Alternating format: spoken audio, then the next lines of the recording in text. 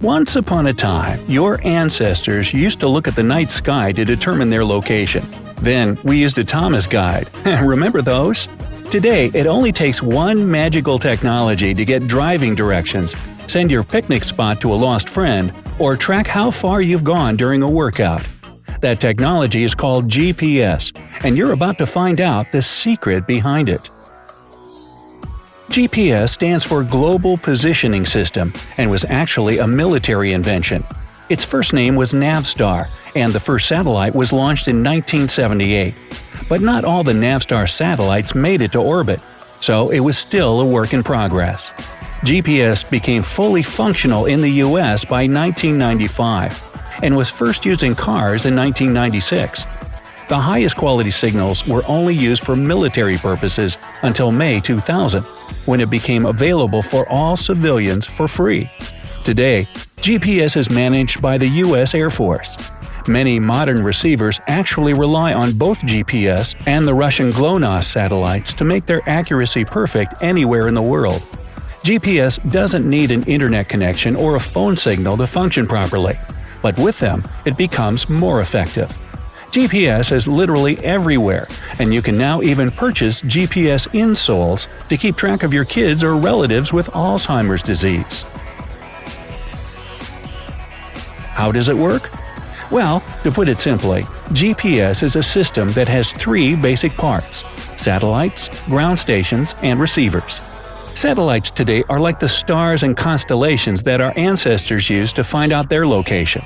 They're supposed to be in a certain place at a certain time, and this is important. Ground stations use radars to find out if the satellites really are where they're supposed to be. A receiver in your phone or in your car is following signals from the satellites to determine how far it is from them.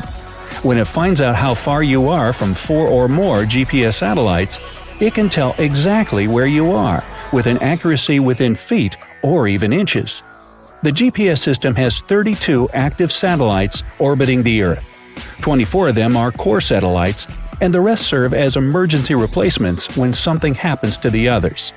They need constant maintenance and sometimes repairs, but even with all that, they only last about 10 years. GPS works in any weather, rain or shine, but there is one important condition. A receiver on Earth has to see at least 4 satellites to calculate an accurate location, because the GPS uses a trilateration mechanism. Don't worry folks, it sounds complicated, but I'll explain it in a second. 2D and 3D trilateration. So, 2D trilateration is about calculating its latitude and longitude position on a map. Imagine you went for a run, Forrest Gump style, left your home in, say, Wisconsin, and made your first stop after days of running. You know you're still in the US, but since GPS doesn't exist yet, you have no clue where exactly you are. So luckily, you run into a farmer and ask him. He doesn't answer directly, but gives you the first clue. You're 400 miles away from Boise, Idaho. Well, that's not really helpful because there are hundreds of places that fit that description. So you need more clues and ask another person. They kindly inform you that you're 780 miles from Fargo, North Dakota. If you put this information you have on paper and draw 2 circles, you see that they only intersect at certain points. And now you know you're in one of them. Still, that's not enough, and you find a friendly Girl Scout who tells you the final clue. You're 410 miles away from Salt Lake City, Utah. That's all you need to know. As you add the 3rd circle to your drawing, you see only one intersection point. Bingo! All this data helped you figure out you're in Bozeman, Montana, which is a nice town. It's all pretty simple, right? When it comes to 3D trilateration, it's basically the same, but there'll be spheres instead of circles on your drawing. 3D position includes your latitude, longitude, and altitude. If the radii from the previous example went in all directions, you'd get a series of 3D spheres. So, if you know you're 15 miles away from a satellite A, then you're at some point inside an imaginary sphere that has a 15-mile radius. You're also positive you're 20 miles away from satellite B.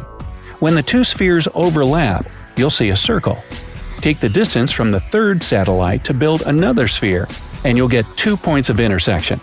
Let's take the Earth itself for the fourth sphere, because you know you're on the ground and only one of the 2 possible points is the one you need. The more satellites you use, the more accurate position you'll get.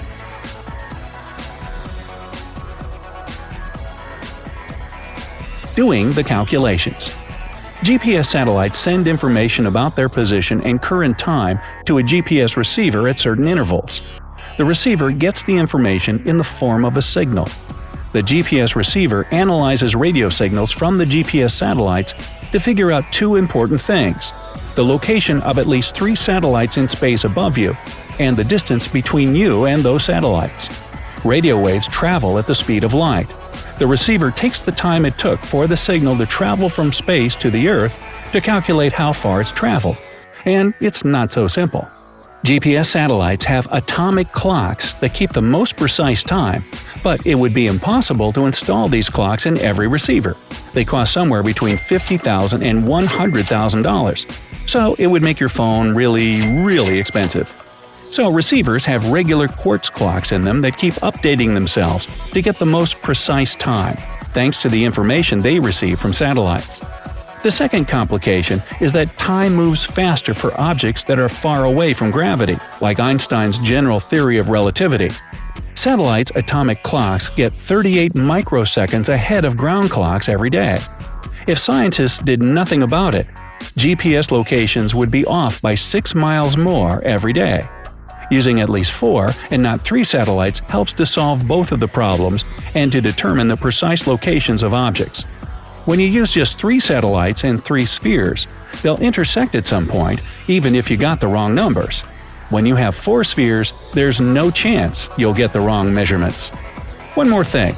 It's not only important to know how far the satellite is from the receiver, but where exactly the satellite is.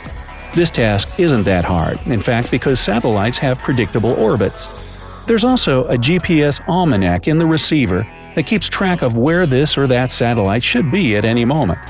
The pull of the Moon and the Sun affect the orbits just a bit, but the Department of Defense takes care of that and sends updated information to all GPS receivers along with satellite signals.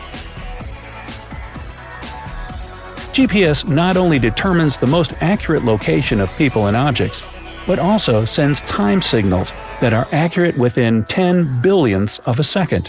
Whoa! You can only get more accurate time from the atomic clock, like the one in GPS satellites.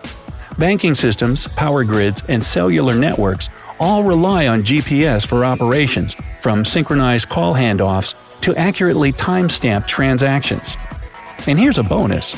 Even though it's incredibly accurate and useful, sometimes GPS takes people to unexpected places, especially in rural areas.